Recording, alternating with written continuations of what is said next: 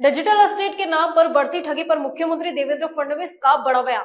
उन्होंने साफ कहा है कि किसी भी कानून के तहत कोई भी व्यक्ति डिजिटल अरेस्ट नहीं कर सकता। ऐसे फोन आने पर तुरंत पुलिस को सूचना दे। या सभागृहातल्या सदस्यांना आणि राज्यातल्या सगळ्या नागरिकांना सांगतो, डिजिटल अरेस्ट असा कुठला प्रकारच नाहीये। कायद्यामध्ये कोणालाही डिजिटली अरेस्ट करता येत नाही। त्यामुळे आपल्याला जर कोणी डिजिटल अरेस्टचा फोन केला किंवा व्हिडिओ कॉल केला तर पहिल्या क्षणी समजून घ्या की हा फ्रॉड आहे। कधीही विश्वास ठेवू नका, 100% हा फ्रॉड आहे। कोणीही कुठल्याही कायद्यान्वये कोणालाही डिजिटल अरेस्ट करू शकत नाही। आपल्या हे डिजिटल अरेस्टचा अर्थ असा आहे की तुम्हाला एक फोन येतो, व्हिडिओ कॉल येतो, त्या व्हिडिओ कॉलवर समोर बसलेला कधी स्वतःला सीबीआयचा अधिकारी सांगतो, कधी पोलीसचा अधिकारी सांगतो, कधी कस्टमचा अधिकारी सांगतो आणि मग तिथनं तो म्हणतो की तुम्ही पार्सल मागवलं होतं का, तुमच्या नावाने पार्सल आलाय, त्याच्यामध्ये ड्रग्ज सापडलेले आहेत आणि म्हणून तुम्हाला आता आम्ही डिजिटल अरेस्ट करतोय, तुम्ही हलायचं नाही, या स्क्रीन पुढे राहायचं। आणि मग त्यांच्याशी मांडवली करून तुम्हाला 20 लाख रुपये द्यावे लागतील, तुम्हाला 40 लाख रुपये द्यावे लागतील आणि सामान्य जो माणूस आहे तो बिचारा त्या ठिकाणी घाबरून ते पैसे त्यांना ऑनलाईन ट्रान्सफर करत जातो।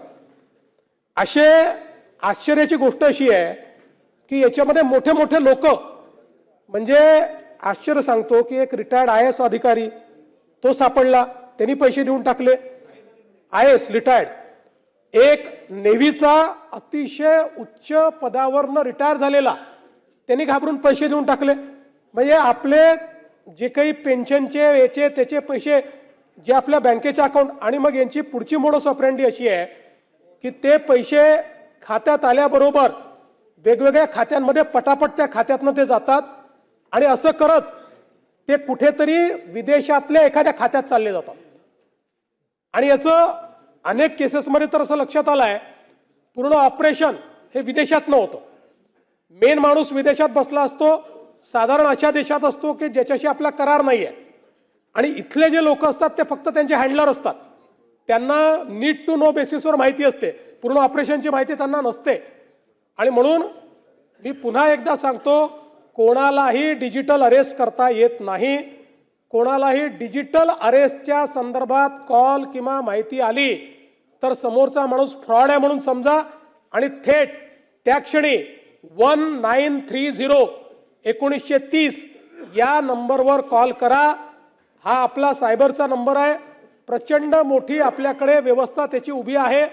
आणि गोल्डन आवरमध्ये समजा तुम्ही घाबरून पैसे दिले असले आणि लगेच जर 1930 वर सांगितलं तर गोल्डन आवरमध्ये आज आपल्याकडे ही व्यवस्था आहे की आपल्या प्लॅटफॉर्मवर सगळ्या बँका आहेत, NBFCs आहेत, सगळे आहेत। त्यामुळे आपण तात्काळ हे जे वेगवेगळ्या खात्यांमध्ये पैसे शिफ्ट होतात ते देखील या ठिकाणी थांबवू शकतो। आणि म्हणून मला असं वाटतं की याच्यात अबूभाईंनी सांगितलं, अवेअरनेस हा अत्यंत महत्त्वाचा आहे। केंद्र सरकार मोठ्या प्रमाणात अवेअरनेस करतंय, राज्य सरकार करतंय। आपण टीव्हीवर जर ॲड बघितल्या तर याच्या ॲड मोठ्या प्रमाणात आहेत।